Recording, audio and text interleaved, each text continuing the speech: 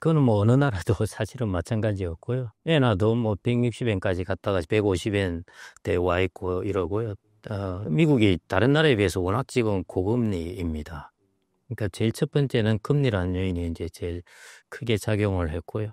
코로나19 때는 경제가 불안해지면은 미국이 또 강달러가 되는 것이고, 지금은 고금리로 이제 강달러가 되고, 그다음에 이제 주식시장이 좋으니까 그걸로 자본이 또 계속 흘러 들어가고 있고, 그래서 강달러는 내년에도 어느 정도 유지될 것 같습니다. 유지될 것 같고요.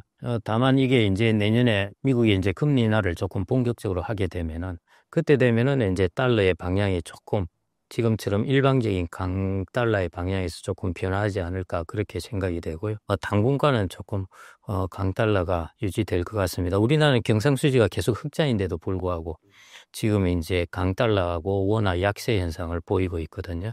그런 부분은 아까 말씀드렸듯이 미국의 금리 영향이 워낙 크고 미국의 주식시장이 워낙 좋고 이런 것들이 영향인 것 같습니다. 그리고 우리나라는 상대적으로 미래를 보면은 지금 관세 정책이라든지 이런 것들에 따라서 성장률을 계속 낮추고 있지 않습니까? 그런 영향이 이제 좀 반영된 것 같은데요. 코로나19 때부터 여러분들이 기억을 해서 본다면 계속 이제 거의 강달러처럼 되었는데, 이 부분이 환율은 누구도 사실은 전망하기 어렵지만은 2025년은 이제 하반기 정도 가면은 미국이 금리 인하를 이제 좀 많이 하고 다른 나라의 금리 갭을 조금 줄어들게 되면은, 그러면은 이제 조금 방향성이 달라지지 않을까 싶은데요.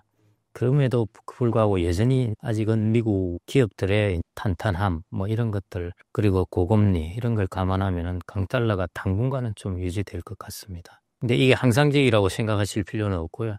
항상 경제는 이제 사이클로 가게 되니까 금리가 크게 변하게 되면은, 그리고 미국이 조금 경기에 대한 우려가 있으면 금리를 크게 변화시킬 거거든요. 그렇게 되면은 환율의 방향도 조금 달라지지 않을까 싶습니다. 당분간은 그냥 그렇게 봐야 될 것 같습니다. 이거는 뭐 내수를 당연히 위축시키고요. 지금처럼 내수가 위축된 요인 중에 하나이기도 합니다. 왜냐하면은 고환율이 되면은 수입 제품의 가격이 이제 비싸지게 되니까 당연히 물가에 영향을 주고 이제 그게 소비를 줄이게 되고 그런 요인으로 작용합니다. 그리고 이제 아까 이제 강달러라는 요인 중에 하나를 보면은 관세 정책도 이제 들어가 있습니다. 그 당시 이제 트럼프 1기 행정부 때 보면은 중국이나 이런 데 관세를 부과하면서 중국이 거기에 대해서 대응하는 것 중에 하나가 환율을 약세로 대응을 하게 됩니다. 그렇게 되면 어느 정도 관세 부과를 상쇄시킬 수 있으니까요. 그래서 그런 측면에서 내년에도 미국이 관세 정책을 부과하면서 그런 부분에서 그 외 상대국들은 아마 환율을 조금 약세로 해서 대응을 하게 될 거고요.